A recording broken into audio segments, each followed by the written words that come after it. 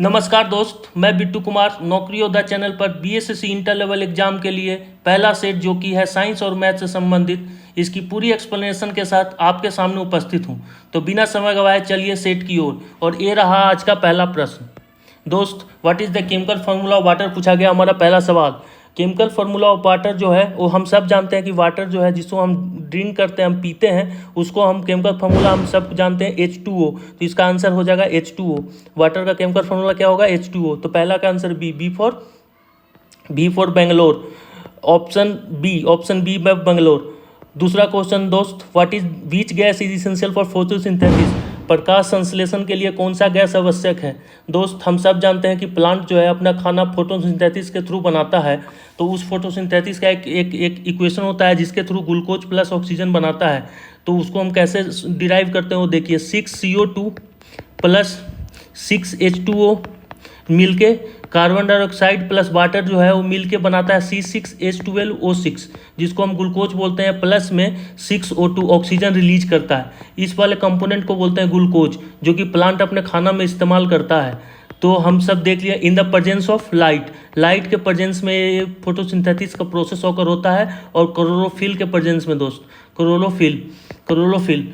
तो फोटोसिंथेसिस का जो है प्रकाश संश्लेषण की कौन सी गैस आवश्यक है? तो इसमें हम ऑप्शन में देखें तो कार्बन डाइऑक्साइड जो कि आवश्यक है। तो इसका ऑप्शन हो जाएगा सी फॉर कनाडा। तीसरे क्वेश्चन की ओर बढ़ते हैं। The hardest natural substance on the earth. दोस्त, हार्डेस्ट नेचुरल सब्सटेंस पूछा गया है। ऑप्शन में हम देख रहे हैं ए पे दिया गया आयरन, बी पे दिया गया कोल, सी पे डायमंड, डी पे गोल्ड। तो हम सब जानते हैं कि हार्डेस्ट नेचुरल सब्सटेंस जो है वो की है डायमंड, जिसका मेल्टिंग पॉइंट कितना होता है दोस्त? 4500 डिग्री सेल्सियस। मेल्टिंग पॉइंट कितना होता है? कई बार एग्जाम में मेल्टिंग पॉइंट पूछ दिया जाता है। तो इसका मेल्टिंग पॉइंट 4500 डिग्री सेल्सियस होता है। चलिए अगले क्वेश्चन की ओर। C for Canada option. Which vitamin is produce in the body by sunlight. Sunlight के द्वारा किस विटामिन का शरीर में बनता है? तो हम सब जानते हैं कि हमारे बॉडी जो कि एक ह्यूमन बॉडी जिसकी हर रिक्वायरमेंट को पूरा करने के लिए विटामिन की ज़रूरत होती है। तो हमारे बॉडी कुछ विटामिन बॉडी प्रोड्यूस करता है, कुछ विटामिन हम बाहर से सप्लीमेंट के तौर पर लेते हैं। तो विटामिन ए है, विटामिन बी है, विटामिन सी और विटामिन डी। सनलाइट के द्वारा जो प्राप्त किया हुआ विटामिन है वो विटामिन डी है, डी फॉर दिल्ली। और हम चलिए थोड़ा ऑप्शन को एक्सप्लेन करते हुए चलते हैं। तो विटामिन ए का जो केमिकल फार्मूला होता है और केमिकल नेम होता है वो रेटिनोल होता है, रेटिनोल। और विटामिन ए के कमी से जो डिजीज होता है उस डिजीज को बोलते हैं नाइट ब्लाइंडनेस। ऑप्शन दोस्त, हर एक ऑप्शन पे ध्यान देना है, जिससे एक क्वेश्चन से 4 क्वेश्चन का डिराइवेशन होता है। विटामिन ए हम देख लिया, विटामिन बी, विटामिन सी जो कि होता है जिसका केमिकल नेम है अब्जॉर्बिक एसिड जो कि केमिकल नाम है। और विटामिन बी जो होता है, विटामिन सी जो होता है वो वाटर सोल्यूबल विटामिन होता है। विटामिन डी का जो कैसीफिलोल, केमिकल नेम क्या है? कैसीफिरोल। और इससे जो कमी से जो बीमारी होता है उसको रिकेट्स बोलते हैं। तो इसमें हमने सीखा कि which vitamin is produce in the body by sunlight, vitamin D for Delhi. The symbol of Na stand form. ये केमिस्ट्री से रिलेटेड क्वेश्चन है। Na sodium, D C for Canada. Nitrogen का सिंबल होता है N, निकल का Ne, neon का Ni, nickel, neon Ne। अगला question भी देखिए दोस्त, साइंस में आपको ज़्यादा समय नहीं देना है। एक 1 लाइनर क्वेश्चन मिलता है, उसको आपको देखते ही पलक झपकते आंसर करके आगे बढ़ जाना है। अगला question, which instrument is use to measure the temperature किस उपकरण से नापा जाता है, किस यंत्र से? तो हम देख रहे हैं हमारे ऑप्शन में बैरोमीटर, थर्मोमीटर, एमीटर और वोल्टमीटर। बहुत ही क्लोज ऑप्शन है बैरोमीटर, थर्मोमीटर। तो बैरोमीटर हम ध्यान से देखें तो हम बैरोमीटर को अगर समझें तो एयर प्रेशर को नापने में इस्तेमाल होता है। एयर प्रेशर को हम AP लिख दिए। Thermometer is use to measure the temperature of the body. तो इसका ऑप्शन हो जाएगा B for Bangalore. C, ammeter का प्रयोग कहाँ करते हैं? करंट नापने के लिए एमीटर लगाते हैं दोस्त। और वोल्ट मीटर का इस्तेमाल करते हैं वोल्टेज नापने के लिए। वोल्टेज को जब हमको नापना होता है तो वोल्ट मीटर का प्रयोग करते हैं। टेम्परेचर को नापने के लिए ह्यूमन बॉडी में थर्मामीटर। अब एक चीज़ आपको बता दें, थर्मामीटर के अंदर कौन सा केमिकल होता है? मरकरी याद रखा जाए। मरकरी एक ऐसा केमिकल है जो कि थर्मामीटर में उपयोग होता है, जो ह्यूमन बॉडी को टेम्परेचर नापने में काम में आता है। अगला question, which planet is use known as the red planet. देखिए दोस्त, बहुत ही सिंपल सवाल है लेकिन बहुत ट्रिकी है। Which planet is known as the red planet. हमारे पास 4 प्लैनेट का नाम दिया हुआ है, Earth, Mars, Venus, Jupiter. Earth Mars Venus Jupiter. Earth जो कि एक लिविंग प्लैनेट है, हम सब जानते हैं कि earth is the only planet living planet है, तो ये हो गया living planet. Living planet. Mars, Mars yes, Mars is called the red planet, और हमारा ऑप्शन हो गया B for Bangalore, red planet. C में ऑप्शन में क्या दिया हुआ है, वीनस। वीनस हमको सब पता है कि ट्विन ऑफ अर्थ कहा जाता है, twin of earth, twin of earth. Venus को ट्विन ऑफ अर्थ कहा जाता है क्योंकि इसका शेप और साइज अर्थ से ही मिलता जुलता है। जुपिटर, जुपिटर जो कि सबसे largest planet of the solar system, हमारे सोलर सिस्टम में सबसे लार्जेस्ट प्लैनेट है दोस्त। चलिए आगे बढ़ते हैं, इसका आंसर हम B for Bangalore, Mars. Question number 8 की ओर दोस्त, क्वेश्चन नंबर 8 की ओर। Which metal is liquid at room temperature. हम प्रीवियस क्वेश्चन में डिस्कस कर चुके हैं कि रूम टेम्परेचर पर कौन सा मेटल लिक्विड होता है, मरकरी। इसको ही इसीलिए हम इसको थर्मामीटर में उपयोग करते हैं दोस्त, थर्मामीटर में उपयोग करते हैं। तो A for Allahabad. The unit of electric current, electric current का यूनिट क्या होता है दोस्त, इलेक्ट्रिक करंट का यूनिट फिजिक्स से रिलेटेड है, इलेक्ट्रिक करंट फिजिक्स से रिलेटेड है, टॉपिक का क्वेश्चन है। तो एम्पियर, एम्पियर। वोल्ट मैंने वोल्ट मीटर, वोल्टेज को नापते हैं तो वोल्ट में नापते हैं दोस्त। ओम हो गया रेसिस्टेंस का खेल, रेसिस्टेंस, रेसिस्टेंस। और वाट हो गया पावर, पावर को जब नापते हैं तो वाट में नापते हैं, 10 वाट, 15 वाट, 20 वाट। वोल्ट मीटर वोल्टेज 240 वोल्ट जो कि हमारे घर में आता है, एम्पियर करंट को नापते हैं। तो बी फॉर बेंगलोर इसका ऑप्शन हो गया। ऑप्शन नंबर 10 की ओर। The gas use in the fire extinguisher is, अग्निशामक यंत्र में कौन सी गैस का प्रयोग होता है दोस्त। हम एक चीज़ हम जानते हैं कि ऑक्सीजन तो होगा नहीं, ऑक्सीजन के प्रेजेंस में आग लगता है। जहाँ भी हम फायर की जलाने की उपयोग करना, फायर का उपयोग चाहिए या फायर जलाना होता है तो बिना ऑक्सीजन के प्रेजेंस में फायर जलता नहीं है, तो ऑक्सीजन तो होगा नहीं क्योंकि ये जलाने का काम में आता है। हाइड्रोजन नहीं होगा, हीलियम लाइटेस्ट गैस होता है दोस्तों, हीलियम भी नहीं होगा। हाइड्रोजन आपको पता है कि आजकल नया एक ट्रेंड चला है हाइड्रोजन को लेके कि hydrogen as a fuel effective काम कर रहा है। हाइड्रोजन से हमारे देश में या विदेशों में गाड़ियाँ चलाने का काम किया जा रहा है हाइड्रोजन से, तो हाइड्रोजन भी नहीं होगा, तो हाइड्रोजन भी नहीं होगा। तो B carbon dioxide, yes carbon dioxide को हम इस्तेमाल करते हैं अपने फायर एक्सटिंग्विशर में, तो बी फॉर बेंगलोर। अगला question, question number 11। The study of sound is called. देखिए कितना अच्छा क्वेश्चन है जो कि प्रीवियस ईयर से रिलेटेड क्वेश्चन है, हमेशा बार बार एग्जाम में पूछा जाता है। The study of sound is called acoustics, acoustics. Optics किसको कहते हैं, ऑप्टिक्स लाइट के स्टडी को ऑप्टिक्स, मैकेनिक्स मैकेनिकल पार्ट के स्टडी को मैकेनिक्स कहते हैं, मैकेनिकल को। और इलेक्ट्रॉनिक्स इलेक्ट्रिकल कंपोनेंट को रीडिंग करते हैं या फिर इलेक्ट्रिकल कंपोनेंट को पढ़ते हैं तो इलेक्ट्रॉनिक्स कहते हैं दोस्त। चलिए अगला क्वेश्चन की ओर। The red colour of the blood is due to, biology का सबसे शानदार सवाल। The red colour of blood, हमेशा एग्जाम में किसी न किसी एग्जाम में ये सवाल आपको मिलेगा। द रेड कलर ऑफ, और एग्जामिनेशन के प्रेशर में आप कई बार गलती भी कर बैठते हैं, इसलिए पेशेंस बना के रखें और सवाल को अच्छी तरीके से पढ़ें। The red colour of blood is due to, blood का कलर रेड होता नहीं है, कोई कंपोनेंट है जो उस कलर को रेड किया है। तो हमारे पास ऑप्शन है A for haemoglobin, B for plasma, C for platelet, D for WBC। अब देखिए WBC को कहते हैं वाइट ब्लड सेल, WBC को कहते हैं white blood cell, white blood cell cell. और ये काम क्या करता है, इम्यून सिस्टम को स्ट्रॉन्ग करने के काम में करता है। Immune related system, immune related system को काम करता है, इम्यूनी रिलेटेड सिस्टम को काम करता है। प्लेटलेट जो कि विटामिन के साथ मिल के ब्लड के क्लोटिंग का काम करता है, ब्लड क्लोटिंग का काम करता है। प्लाज्मा जो कि है, plasma liquid part of the blood है। Haemoglobin, yes haemoglobin is responsible for the red blood का कलर के लिए कौन सा उपयोग में आता है, हेमोग्लोबिन। A for Allahabad. आगे बढ़ते हैं दोस्त। The boiling point of water, देखिए सबसे इजी सवाल इस पूरे सेट का। The boiling point of water at nominal pressure is 100 degree Celsius. सबसे इजी सवाल, आगे बढ़ते हैं। द स्मॉलेस्ट, दोस्त थोड़ा सा टाइपो एरर हो गया है। The smallest particle of an element is atom. कुछ सोचना ही नहीं है, इजी है दोस्त। आगे बढ़ते हैं। आपको सेम क्वेश्चन हमने जो सेट तैयार किया है दोस्त अपने आज के सेट में, वो same to same question previous year में एक क्वेश्चन आया हुआ है, तो इसे देख कर ये ना समझे कि ये पूछेगा, बिल्कुल यही पूछेगा दोस्त। आपको आपके सामने पेपर में छपता हुआ सवाल यही दिखेगा दोस्त। आगे बढ़ते हैं। Which gas is filled in balloon, balloon में कौन सा गैस फील्ड किया जाता है? तो ऑक्सीजन तो होगा नहीं, हीलियम लाइटेस्ट है, नाइट्रोजन, कार्बन डाइऑक्साइड नहीं होगा दोस्त, नाइट्रोजन जो कि एटमॉस्फेयर में ऑलरेडी बहुत अबंडेंट रूप में प्रेजेंट है, तो नाइट्रोजन तो होगा नहीं। हीलियम, क्यों भाई?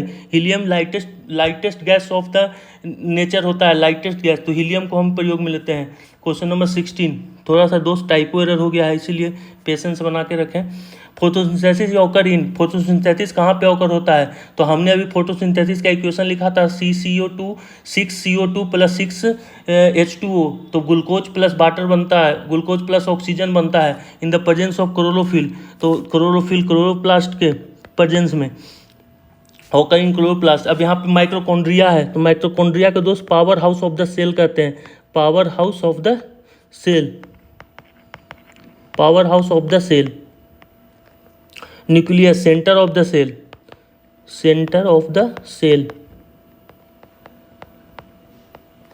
क्लोरोप्लास्ट फोटोसिंथेसिस में जो पिगमेंट जो इसका इस्तेमाल होता है, ग्रीन कलर जो पिगमेंट देता है वो क्लोरोप्लास्ट के चलते ही होता है। राइबोसोम प्रोटीन सिंथेसिस का काम में आता है, प्रोटीन सिंथेसिस, प्रोटीन सिंथेसिस। तो इसका आंसर क्या हो गया? Chloroplast, C for Canada. आगे बढ़ते हैं दोस्त क्वेश्चन नंबर 17 की ओर। Which organ purify blood in the body, वाह क्या सवाल है, बहुत ही अच्छा सवाल आपके पास मिल रहा है दोस्त। बहुत मेहनत, बहुत एफर्ट के साथ हम लोग इस बार लगे हुए हैं। अगर आप हमारे सेट में रेगुलरिटी के साथ, पंचुअलिटी के साथ अगर आप बैठे रह जाते हैं तो एकदम आपका इरादा, हमारा भरोसा, मिलके दोनों आपको इस एग्जाम में आपको टॉप करा के छोड़ेंगे दोस्त। चलिए question number 17, which organ purify blood in the body. Blood को प्यूरिफाई कौन करता है? तो liver, kidney, heart and lungs. तो इसमें देखिए लंग्स क्या काम करता है? ऑक्सीजन को सप्लाई करता है प्लस CO2 को रिमूव करता है, तो लंग्स तो होगा नहीं, option D no. Heart oxygen, blood को ऑक्सीजन को देता है, ऑक्सीजनेटेड ब्लड करता है, तो नहीं होगा।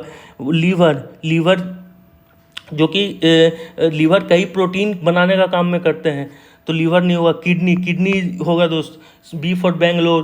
किडनी क्यों होगा? किडनी दो काम करता है, पहला तो ब्लड को प्यूरिफाई करता है, दूसरा एक्स्ट्रा यूरिन को, ब्लड को प्यूरिफाई करता है, यूरिन को एक्सक्रीट करता है दोस्त, तो B for Bangalore. Question number 18 की ओर बढ़ते हुए, the instrument use to measure the blood pressure, blood pressure को मापने का कौन सा इंस्ट्रूमेंट काम में आता है?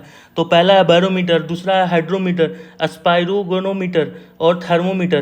तो थर्मोमीटर तो ह्यूमन बॉडी के टेम्परेचर में आता है, तो ये तो होगा नहीं, ह्यूमन बॉडी के टेम्परेचर नहीं होगा। Barometer air pressure, no. Hydrometer specific gravity का मापने का काम में आता है, स्पेसिफिक ग्रेविटी, तो स्पाइरोगैनोमीटर, ऑप्शन नंबर डी। देखिए दोस्त एकदम आपका बढ़िया सवाल, एक से एक सवाल हम लेके आए इस सेट में, बस आप पेशेंटली इसको देखें।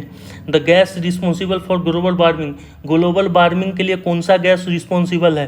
तो आप ऑप्शन देखने से पहले एक बार ध्यान से सोचें कि ग्लोबल वार्मिंग होता क्या है। देखिए अर्थ है, अर्थ के चारों तरफ एटमॉस्फेयर है दोस्त, इस एटमॉस्फेयर में कई तरह के कम्बिनेशन ऑफ गैसेज हैं, कई कम्बिनेशन ऑफ गैसेज हैं, जिसको हम बोलते हैं एयर। कम्बिनेशन ऑफ गैस को क्या बोलते हैं? एयर बोलते हैं, एयर बोलते हैं। तो जब इसकी मात्रा, इसमें एक मात्रा है CO2, जब CO2 की मात्रा एटमॉस्फेयर में बढ़ जाता है तो रिस्पॉन्सिबल हो जाता है, वह हीट को ज़्यादा ऑब्जर्व करने लगता है। उसी ऑब्जर्वेशन ऑफ हीट को हम क्या बोलते हैं? Global warming. हम उम्मीद है आप समझ चुके होंगे ग्लोबल वार्मिंग। तो carbon dioxide is responsible for the global warming. आगे बढ़ते हैं दोस्त, बहुत ही अच्छा सवाल आपके स्क्रीन पर आता हुआ।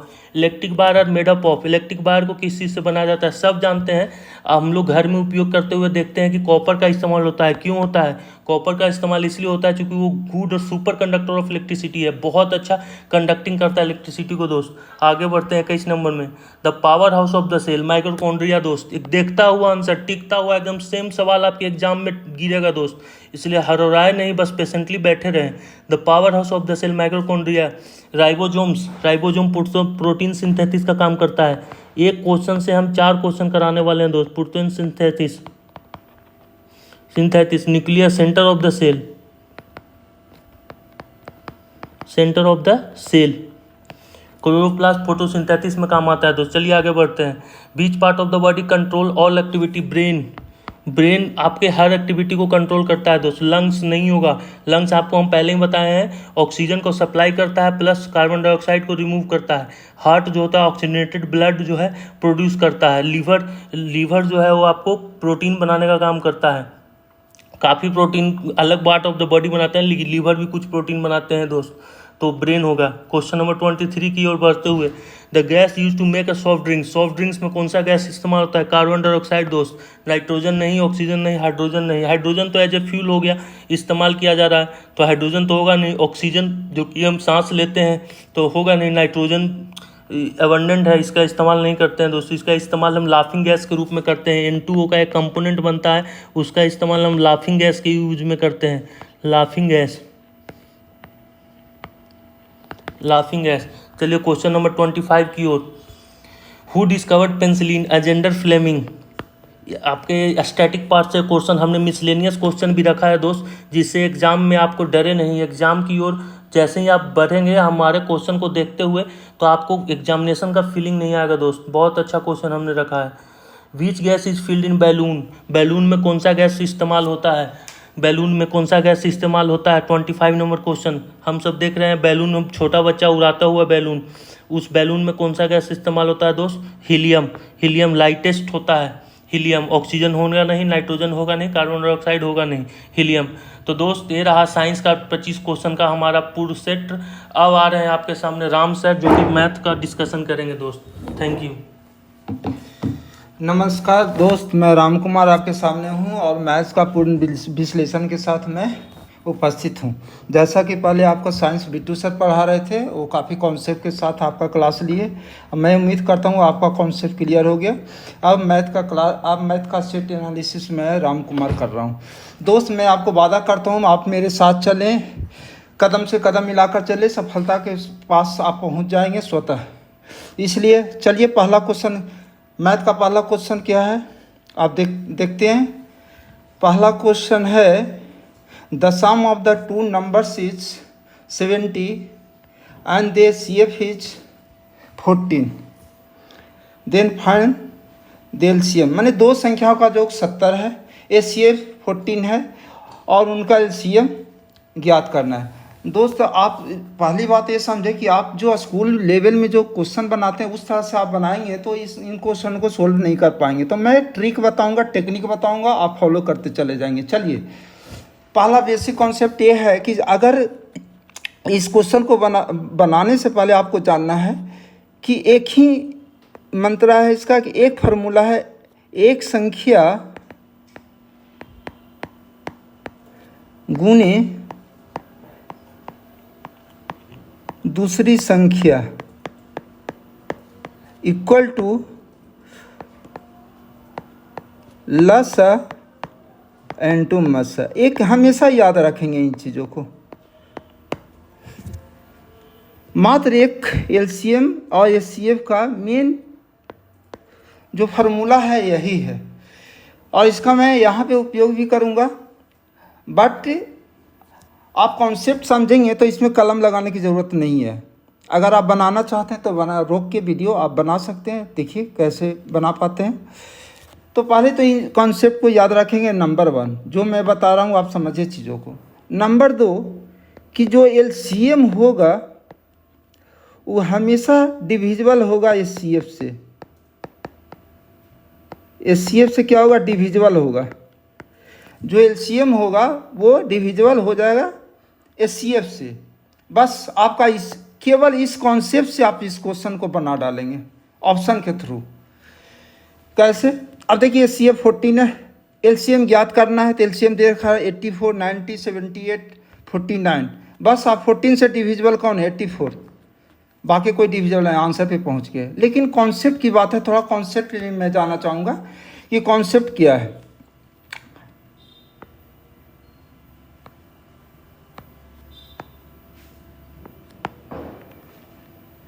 कॉन्सेप्ट में पे जाएंगे आप तो एक चीज़ पहले आप समझ लें कि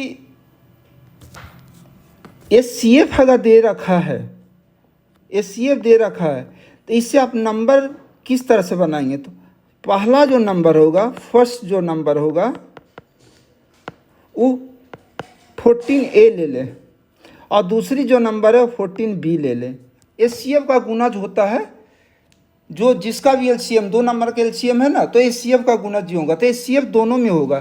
तो नंबर मानते हैं कि एक नंबर 14A है और दूसरा नंबर 14B है।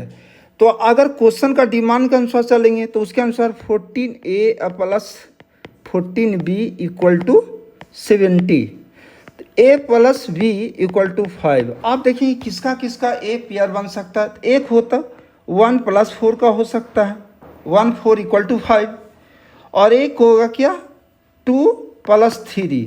आगे जाएंगे 3 + 2 रिपीट यही करेगा, 2 + 3 3 + 2। अब ये दोनों पेयर में A के जगह पर 1, B के जगह पर 4 आप रखें। एक जो नंबर आएगा, आप इसमें एक चीज़ देखेंगे कि 1 और 4 का जो है ना, 1 और 4, तो आप इस जगह आप इसका एक जगह पर 14 रख दें और एक 56, ठीक है। लेकिन इसमें को प्राइम नंबर को भी आपको देखना होगा कि किसका को प्राइम नंबर होना चाहिए। एक आप यहाँ देखेंगे 2 मल्टीप्लाई करेंगे तो 28, एक 42, ठीक है। तो ये आपका एक संख्या जो है, ये आपका दो संख्या आ रहा है, एक आपका 14 और 70 और एक आपका क्या है 28 और 42। तो जो को प्राइम नंबर है, बस आपको उसी को आपको देखना है, उसी को आपको लेना है। अब इसका एप्लीकेशन करना है। जो पहला फार्मूला है उस फार्मूला पे आप जाएं। क्या है, एक संख्या गुने दूसरी संख्या ले, तो आप इस तरह से कर लें।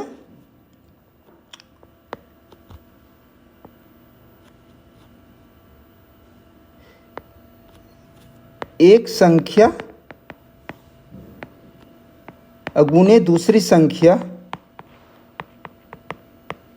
बराबर LCM इंटू HCF, ठीक है। तो आप इस चीज़ को फॉलो करेंगे तो आपको पता चल जाएगा कि कैसे बनाना। संख्या जो है मान लेते हैं कि आप 28, दोनों को आप देखिए, एक संख्या 28 और एक आप 42 ले लें और एक तरफ आप 40 और जो है LCM, तो आप LCM आपको निकालना है तो LCM को आप रहने दीजिए। तो आपका LCM इक्वल टू क्या हो गया, LCM इक्वल टू हो गया 28 इंटू 42/14, 42 इंटू 84, आंसर 84। आप इतना एग्ज़ाम में नहीं करना है। एग्ज़ाम में आप क्या काम करेंगे, बस इस मेथड को अप्लाई करेंगे। पहला अप्रोच में HCF से कट जाना चाहिए LCM, तो जो डिविजिबल है वो आप काटने के बाद चेक कर लें, आंसर पे पहुंच जाएंगे। अगर 2 ऑप्शन टच कर जाता है तब आपको इस तरह से चेक करना पड़ेगा। चलिए चलते हैं अगले क्वेश्चन की ओर। अगले क्वेश्चन में क्या कि किसी संख्या उसके 40% का अंतर 90 है। देखिए कुछ नहीं करना है, एक संख्या 100 मान लीजिए। क्या, एक संख्या 100, आपका 100, दोस्त टेक्निकल प्रॉब्लम कुछ है। एक संख्या आप 100 मान ले और बोला है कि एक संख्या जो माने वो और उसका अंतर, तो अंतर का मतलब कि 100 का 40%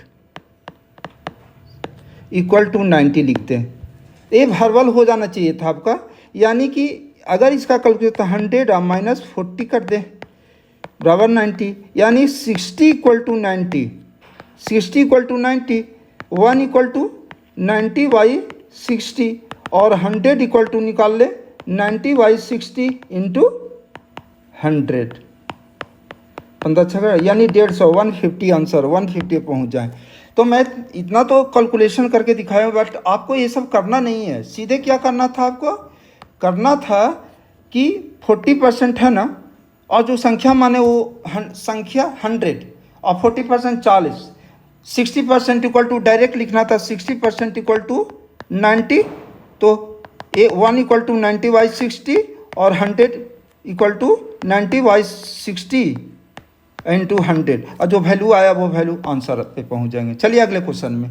अगले क्वेश्चन में क्या है, बहुत ही इंटरेस्टिंग क्वेश्चन है और बहुत बार रिपीटेशन देखा गया है। इसमें आपको कलम चलाना नहीं है, ऑप्शन से ही काम करना है। कैसे, देखिए आप परसेंटेज से परसेंटेज कैंसिल कर दें, 0 से 0 कैंसिल कर दें, 2 से 2 का बन जाए, बस आंसर हो गया। अब कैसे, A का 1 हो गया और B का 2 हो गया, 1:2 आंसर। ठीक है, इस तरह से बनाना है। एग्जामिनेशन हॉल में कम से कम कलम चलना चाहिए आपका। अच्छा, कोई व्यक्ति है, टाइम एंड वर्क का है क्वेश्चन, कोई व्यक्ति है वो 12 दिन में काम को करता है और फिर 16 दिन में करता है दूसरा व्यक्ति। ए और बी दो व्यक्ति है, तो एक काम करें, इसका ट्रिक है कि ए प्लस बी अगर दोनों मिलकर जो काम करेगा, ए और प्लस बी दोनों मिलकर जो काम करेगा, दोनों मिलकर काम करने पर क्या करना है आपको, ए इंटू बी, ए प्लस बी करना है डायरेक्ट, कोई एलसीएम लेने का ज़रूरत आपको नहीं है। तो क्या करना है, देखिए 12 ले लीजिए, 16, अब आई 12 और 16 को जोड़िए डायरेक्ट और इसको आपको डिविजल कर देना है। तो आप कीजिए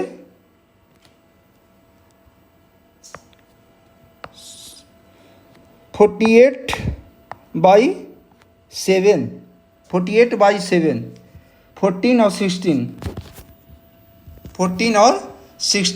14 और 16, 4 12, 7 18, छोटी 48/7। दोस्त ऑप्शन में फोकस रहे, ऑप्शन में आपका 7 पूर्णांक 6/7 होगा। कोई ऑप्शन में गलत ऑप्शन है, इसलिए ए आंसर होगा 6/7 डेज। ओके, जो कोई ऑप्शन में है ही नहीं। चलिए कोई बात नहीं, ये ऑप्शन गलत है। अगले क्वेश्चन की ओर सेम है कि आप देखें कि पाइप और टंकी का आप क्वेश्चन बनाए होंगे। मान लिया कोई टंकी है, इसमें 2 गो पाइप भर रहा है, ठीक है। आप ऐसे समझिए, एक पाइप है जो 12 घंटा समय लेता है अगर अकेले भरेगा तो, और एक पाइप अगर भरेगा तो 18 घंटा मिलेगा। अगर दोनों मिलके करेगा तो सेम यही फार्मूला यूज करना है। दोनों मिलके करना है तो क्या करेंगे, A into B by A plus B, same formula जो कि ये हैं। तो इस तरह से अगर करेंगे तो क्या होगा, देखिए 12 इंटू 18 बाई 30, 6 दूनी 12, 6 5 30, 1 मिनट, ओहो,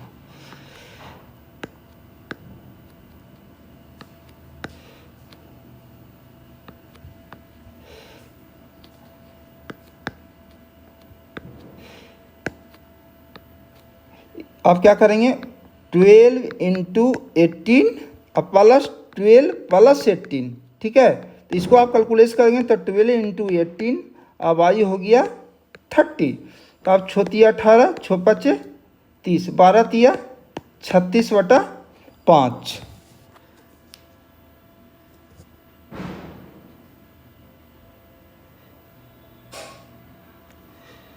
दोस्त इसका भी ऑप्शन गलत है, ठीक है। एक टंकी 12 घंटे में भरते हैं, 18 एक भरते हैं या दूसरे खाली करते हैं। ओहो, क्वेश्चन पढ़ने में गलती हो गई, कोई बात नहीं।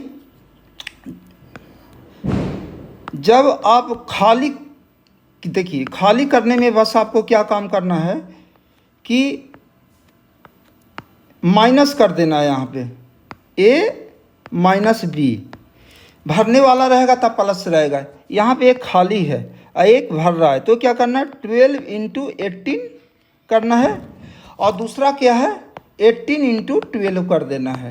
तो 12 इंटू 18 अब आई 6, तो कितना होगा 36 आवर। क्वेश्चन ध्यान से पढ़ें, मिस्टेक हो जाती है। तो एक अगर खाली करने वाला हो तो माइनस करना, दोनों अगर भरने वाला हो या दोनों खाली करने में तो प्लस करेंगे, ठीक है। चलिए अगले क्वेश्चन की ओर। ए और बी का रेशियो 3:4 है और इस तरह से बना। तो आप कुछ नहीं करना, बस 3 जैसे वैसे लेके 3 + 4 और रेशियो का बटा होता है और 3 - 4 तो माइनस रेशियो में नहीं लिया जाता है। तो 7/1 -1 तो 7:1 यानी रेशियो 7:1 आंसर। चलिए अगले क्वेश्चन की ओर। अब अगले क्वेश्चन में क्या है कि 180 मीटर लंबी ट्रेन 9 सेकंड में खंभे को पार करती है, तो चाल ज्ञात करें। देखिए 180 मीटर लंबी ट्रेन है और खंभे को पार करते, जब भी कोई खंभा को पार करे, आदमी को पार करे, तो ट्रेन की अपनी दूरी ही केवल दूरी होती है। तो चाल बराबर क्या होता है?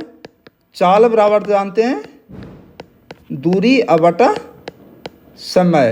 तो क्या करेंगे, दूरी 180 और समय, तो ये याद रहे 20 मीटर प्रति सेकंड में। आंसर कितना में है आपको? किलोमीटर में। बड़ा बनाना था, बड़ा बनाना है तो आपको 18/5 से गुना कर दीजिएगा, बड़ा वाला ऊपर रखिएगा। अगर छोटा बनाना रहता तो 5 को ऊपर रखते, 18 को नीचे रखते। तो इस तरह से काटेंगे तो 72 किलोमीटर पर आवर आंसर आएगा।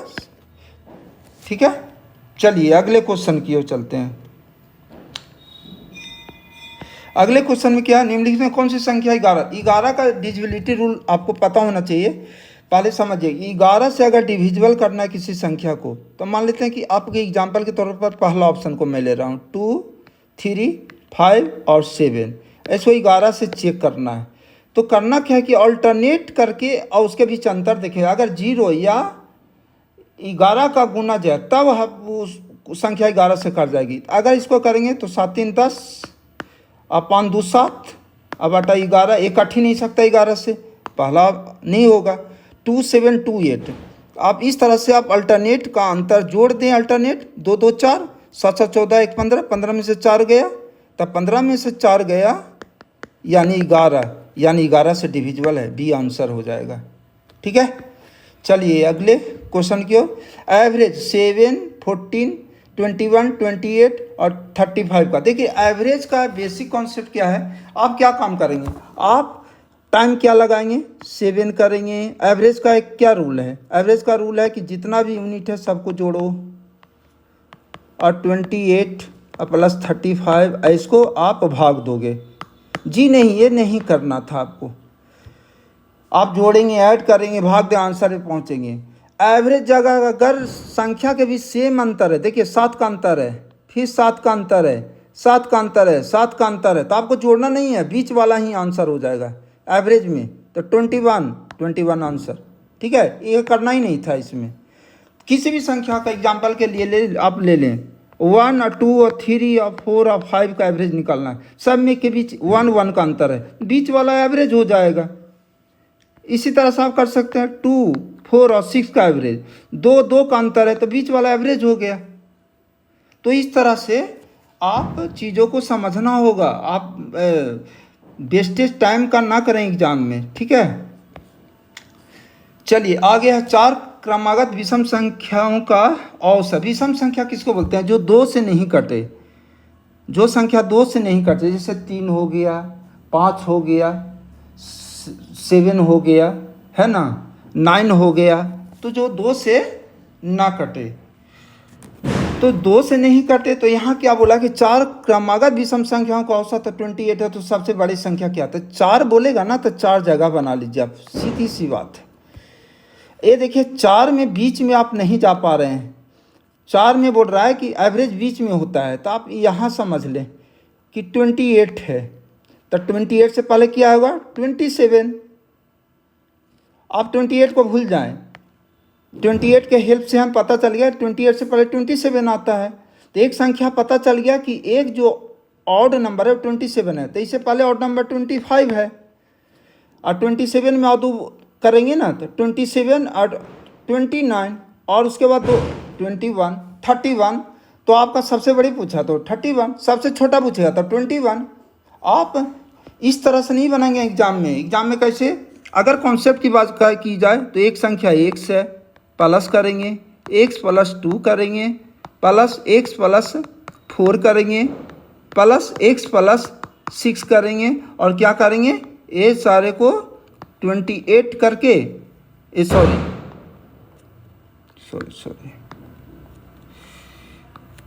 अब क्या काम करेंगे, जितना जो नंबर है 1 2 3 4 करेंगे और इक्वल टू 28 करेंगे, एक्स का वैल्यू निकालेंगे, फिर एक्स का वैल्यू डालेंगे। जी नहीं, ऐसा कुछ नहीं करना है, आपको बस इस अप्रोच को फॉलो करना है। 4 क्रमागत विषम संख्या, 4 संख्या लिख दिए, 4 पॉइंट बना लीजिए, बीच का मिडिल में जाइए, मिडिल से पहले 28 बोल रहा है तो 28 तो विषम संख्या है नहीं, सम है तो उसको नीचे लिख दिया हूँ। उससे पहले विषम 27 है तो उससे पहले विषम 25 है, इससे आगे बढ़ेंगे तो 29 है और फिर 31 है, आंसर 31 आंसर हो जाएगा। चलिए अगले क्वेश्चन की ओर। कहता है number increase by 20% then decrease by 20%, तब नंबर में क्या संख्या। देखिए दोनों तरह से आप बना सकते हैं। एक तो ट्रिक है, इसका ट्रिक क्या है कि अगर इंक्रीज कर रहा हो या डिक्रीज कर रहा हो, अगर इंक्रीज कर रहा है तो प्लस लिखेंगे, तो प्लस लिखा, तो अगर x के जगह पर 20% है, हम मान लेते हैं कि x के जगह पर 20% है, अगर कोई संख्या इंक्रीज कर रहा है तो एक बार इंक्रीज, दूसरी संख्या, तो एक ट्रिक है x plus minus y plus minus x गुने बाई 100, ये याद रखेंगे एक बार में। भाई क्या करना है, देखिए 20% इंक्रीज कर रहा है ना, अब फिर क्या हुआ 20% डिक्रीज किया था, -20 लिख देंगे, एक स्टेप हो गया। अब देखिए यहाँ प्लस लिखिए, यहाँ क्या 20 या -20, एक इंक्रीज में है तो प्लस, एक डिक्रीज है तो अब आई 100, 20 से 20 गया तो 0, यहाँ कुछ नहीं होगा, यहाँ 0 हो जाएगा, प्लस और 20 से यहाँ काट दीजिए तो -4 हो जाएगा। क्या हो गया, A4 तो है ब्रैकेट में -4, यानी -4 का मतलब हो गया कि 4% का डिक्रीज हो गया, यानी आंसर बी। अगर आप कॉन्सेप्ट से बनाएंगे तो उससे भी आप बना सकते हैं। कैसे, देखिए कॉन्सेप्ट से में क्या करना है कि आप नंबर 100 को मान लीजिए, क्या है नंबर 100 कोई नंबर है, इसको आप इंक्रीज कर कीजिए 120 हो गया। इसको क्या काम कर रहे हैं 20% डिक्रीज करना, तो 20% डिक्रीज का मतलब कि इसका फिर 80% आप निकाल लीजिए, ठीक है। तो आप 96, देखिए कितना घट गया, 96 में 4 घटा, 100 में 4 तो 4% कम गया, तो आंसर ये। लेकिन आप वो ट्रिक भी याद रखें, बहुत आसान है। तो इसके लिए ट्रिक किया है, एक्स अगर बढ़ रहा है तो प्लस, घट रहा है तो minus, x plus minus y plus minus x गुने बाई बाई 100, डायरेक्ट आंसर पे पहुंच जाएंगे। चलिए अगले क्वेश्चन की ओर। एक व्यापारी 10% छूट देना 20% लाभ होता है तो अंकित मूल्य क्या होगा। देखिए अंकित मूल्य पूछ रहा है तो क्या होगा कि एक सीपी होता है, सीपी के बाद क्या होता है अंकित मूल्य होता है। पहले चार्ट बनाना सीखिए। अंकित मूल्य पर 20% का लाभ पे बेचा है तो जो परसेंटेज लाभ है, ठीक है, और उसके बाद क्या करना, विक्रय मूल्य यानी सेलिंग प्राइस, यही तो है। अब मान लेते हैं 100 रुपीज़ है, इसको बेचा है 120 में, ठीक है, और 20% 10% छूट देने पर, तो यहाँ पे जो पता नहीं अंकित मूल्य कितना है, इसमें 10% छूट दिया है तो 120 में, तो आप कुछ नहीं करेंगे, यहाँ सीधे 120 लिखेंगे, ये सब कुछ नहीं करना है। और 90% 10% का 90% कर लेंगे, 90% इक्वल टू 120, तो 100% इक्वल टू निकाल देना, आंसर पे पहुंच जाएंगे। कहने का मतलब है कि आपको डायरेक्ट आंसर पे पहुंचना है। कैसे पहुंचेंगे, यहाँ पे 10% छूट है जिसको 90% लिखिए, और 20% लाभ है क्योंकि CP 100 लिख दिया है तो 120 कर दीजिए, तो इसको मतलब 120 बाई 90 और 100% जब निकालेंगे तो टोटल SP पता चल जाएगा, बाई 90 इंटू 100, तो आपका मतलब ये 3 से 3 312 यानी 400 बाई 3, तो 133 पॉइंट समथिंग, इसका नियरेस्ट 135 है, आंसर 135 होगा। चलिए अगले क्वेश्चन की ओर। अगले क्वेश्चन क्या कि दिया है XYZ, इसमें कलम नहीं लगना चाहिए आपका। कैसे, x का पूछ रहा है ना, तो 3x को आप छोड़ के बाकी नंबर को गुना कर दीजिए, 520, यानी कि इसके सामने 4 इंटू 5 क्या होगा, 4 इंटू 5। अच्छा, y का पूछ रहा था, y वाला 4 नहीं छोड़ के जो नंबर 2 है उसको हम लिख देंगे, तो 3:5 लिख देंगे। अच्छा जेड का पूछ रहा तो जेड का नंबर नहीं, 5 छोड़ के 3 इंटू 4 है तो 4, 5 24 15 और 12। और कॉन्सेप्ट पे जाएंगे तो आपको क्या करेंगे, 3x y equal to 4y equal to 5 z equal to k लिखेंगे। फिर x का वैल्यू निकालेंगे तो k/3 आएगा, y का वैल्यू निकालेंगे तो आपको k/4 होगा, और z का वैल्यू निकालेंगे तो k/5 होगा। इतना टाइम एग्जाम में नहीं होता है, तो ठीक है। तो इस तरह से आप एलसीएम, तो इसका मतलब कि आपका इसको बोल सकते हैं 1/3 और 1/4 और 1/5 एलसीएम निकालेंगे, फिर उसको आप भाग देंगे। तो ये टाइम नहीं, इतना नहीं टाइम नहीं होता है, तो आप है जो इस तरह से डायरेक्ट क्वेश्चन को बनाएं, ऑप्शन पे नज़र रखें, ठीक है। तो इसके अनुसार आपका आंसर हो जाएगा ए। चलिए अगले क्वेश्चन की ओर। ए और बी की आयु का अनुपात इतना, 10 वर्ष के बाद इतना अनुपात हो तो वर्तमान में बताइए। देखिए इस तरह का क्वेश्चन हो तो कॉन्सेप्ट समझिए। एक जो दिया है वर्तमान, तो वर्तमान पे लिख देते हैं। 10 वर्ष बाद तो ऐसे कर दीजिए 10 वर्ष बाद। अब 10 वर्ष बाद जो रेशियो है ना, उसको 5:7 को 5/7 लिख दीजिए। क्यों बता रहे हैं, इसके पहले बराबर कर दीजिए। इधर का रेशियो को वर्तमान में रेशियो है उसको 3x अब 5x कीजिए। अब हमको यहाँ तक पहुँचना है, इसके बराबर करना है। तो बराबर करने के लिए हमको 10 साल अगर दोनों में जोड़ देंगे तो क्या हम इसके बराबर पहुँच जाएंगे। तो इस तरह से आप कैलकुलेशन कर लीजिए। तो क्या होगा, कैलकुलेशन कीजिए। 7 21 और 5 25 तो 4x निकल गया है, और 10 70 और 10 50 तो 20। x का वैल्यू कितना है आपका 5 को यहाँ ले जाए गुना कीजिए। ए की आयु 3 पर 15 और बी की आयु 25। किसकी आयु पूछ रहा है, ए की, 15 आंसर। चलिए अगले क्वेश्चन की ओर। अगले क्वेश्चन में क्या है कि 10,000 रुपये को 9 माह और 15,000 रुपया को 6 माह के लिए लगाता है तो लाभ अनुपात। देखिए अगर कोई इन्वेस्टर है और इन्वेस्टर है जो पैसा लगा रहा है, तो देखिए अगर कोई ए व्यक्ति है और दूसरा बी व्यक्ति है, इन्वेस्टर में 2 चीज़ याद रखेगा, अमाउंट और टाइम दोनों गुना होता है। जितना दिन के लिए अमाउंट लगाया उसका गुना, अमाउंट एंड गुने टाइम। इधर भी रेशियो लिख दीजिए, यहाँ भी अमाउंट इंटू टाइम कीजिए, बस आपका क्वेश्चन बन गया। अब देखिए 10,000 से 10,000, तो यहीं से रेशियो को उड़ा दीजिए। 10,000 आपका हो गया, 10 ले लीजिए यहाँ पे, या यहाँ पे लिख दीजिए 10,000 से 10,000।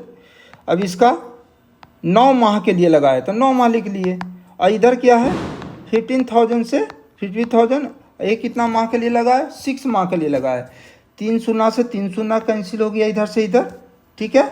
आप इसको काटिए, 3 3 9 और 3 दूना 6 और 3 5 15 और 10 इधर 10, यानी 1:1, आंसर 1:1। बस आपका आंसर हो गया। चलिए नाव की चाल। देखिए बोट स्ट्रीम की कोई भी अगर क्वेश्चन आए तो एक चीज़ समझिएगा कि इसमें 4 चीज़ होता है। देखिए क्वेश्चन का डिमांड क्या है, बोलता है कोई नाव की चाल है और 8 kmph से है, तो ये शांत जल में दे रखा है। शांत जल में, देखिए शांत जल में नाव की चाल, कोई नाव है अशांत जल में है, तो इसका जो नाव है तो इसका जो स्पीड है 8 kmph से है। कितना से, और धारा का जो स्पीड है वो दे रखा है, धारा की जो चाल है वो 2 किलोमीटर/आवर है। आप ही बताइए, कोई व्यक्ति है, नाव एक जगह से दूसरी जगह जा रही है, तो क्या पूछा है आपको, साथ जाने में समय, तो समय बराबर क्या होता है, दूरी बटा चाल। तो हम डायरेक्ट लिखेंगे समय बराबर दूरी बटा चाल। अब दूरी निकालिए क्या है, तो दूरी मेरा दे रखा है 12 किलोमीटर दूरी है। अब जाना है, तो जाने में क्या है कि धारा के साथ जाना है, तो यहाँ प्लस होगा, ये दोनों जुड़ जाएगा, यानी 8 और +2 यानी 12/10 यानी 1.2, आंसर 1.2 आएगा। ठीक है। तो इतना करने की ज़रूरत नहीं थी। यहाँ ऑप्शन में दे के 12 बाई 8 दोनों जोड़ के 1.2 आंसर पे पहुँच जाते। चलिए अगले क्वेश्चन की ओर। अगले क्वेश्चन में क्या है कि अगर ए की आय 20 से 20% अधिक है तो बी की आय ऐसे कितने, कुछ नहीं करना है इसमें, 20% अधिक है ना, बस एक फार्मूला याद रखिएगा इसमें, 100 इंटू 20 अधिक रहेगा तब प्लस कर दीजिएगा यहाँ, आंसर आपका आंसर पे पहुँच जाएंगे। देखिए आप हल कीजिए, 100 इंटू 20 बाई 120, 2 छक्का 12, ठीक है, 2 तिया 6, 50, 50 बाई 3, 16.2/3%। तो ठीक है, ये परसेंट में आंसर होगा। चलिए, तो इसकी इस तरह से आपको क्वेश्चन को सोल्व करना है दोस्तों। मैं तो चीज़ों को आपको समझने के लिए लिख रहा हूँ, बट इसमें कलम पेन कम चलना चाहिए, पेपर का कम यूज करें, और जो अप्रोच मैं बताया हूँ उस अप्रोच के तहत ही काम करें। तो आपका देखिएगा आप कुछ ही दिनों में आपका स्पीड मैथ का बढ़ जाएगा, और कॉन्सेप्ट तो थोड़ा समझना होगा, चीज़ों को बेसिक आप अच्छा करते रहिए। और आई होप कि चीज़ें आपको समझ में आ गई है। और अंत में कहना चाहिए कि ये देखिए, मैं आपका तो अभी फॉर्म फिलअप ही हो रहा है, और मैं पहला सेट लेकर भी आ गया हूँ, जो कि किसी प्लेटफॉर्म पे अभी सेट आया नहीं है। तो मैं आपके लिए सिंसियरिटी के साथ सेट बना रहा हूँ। तो प्लीज़ आपका भी कर्तव्य बनता है कि आप मुझे सपोर्ट करें, मनोबल को हाई करें, मेरी वीडियो को लाइक और शेयर कर दें, सब्सक्राइब कीजिए, इसलिए कि ताकि मैं जस्ट अगले वीडियो बनाऊं या अगले सेट में लेकर आ रहा हूं पूरी एनालिसिस के साथ, और मेरी जर्नी के साथ रहें, कंप्लीट एनालिसिस मिलेगा और एग्ज़ाम में 100% लाभ मिलेगा। धन्यवाद।